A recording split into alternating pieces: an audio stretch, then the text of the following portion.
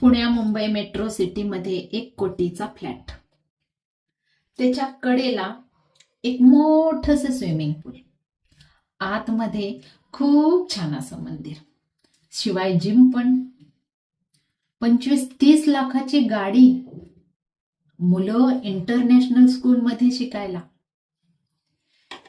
हे सगळं ऐकताना बरं वाटतंय ना?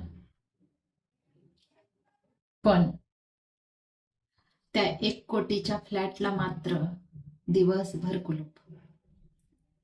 त्याचं कर्ज फेडण्यासाठी नवरा बायको दिवसभर ऑफिसमध्ये आणि मुलं पाळणा घरात. ऐकायला बरं वाटतंय का? मी कधी स्विमिंग पूलमध्ये पोहलोच नाही.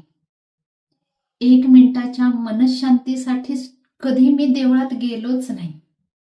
अहो, वेळ कुणाकडे आहे एवढा स्वतःला द्यायला? त्यामुळे जिमला जायचा प्रश्नच नाही.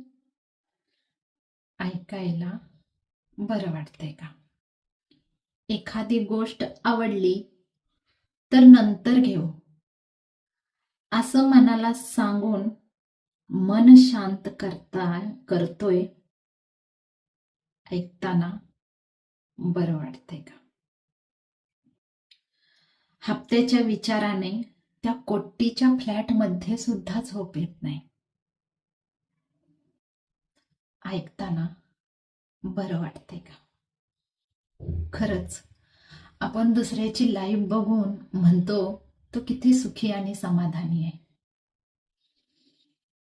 पण जर तुमच्याकडे एखादं छोटंसं घर आहे, छोटीशी गाडी आहे, तुम्ही तुमचं 2 वेळचं जेवण स्वतःच्या मुलाबरोबर करत आहात, फॅमिली बरोबर करत आहात, त्या छोट्याशा घरात तुम्हाला समाधानाची झोप लागत आहे, तर सुखी कोण आहे? तुम्हीच सांगा. राम कृष्ण हरी.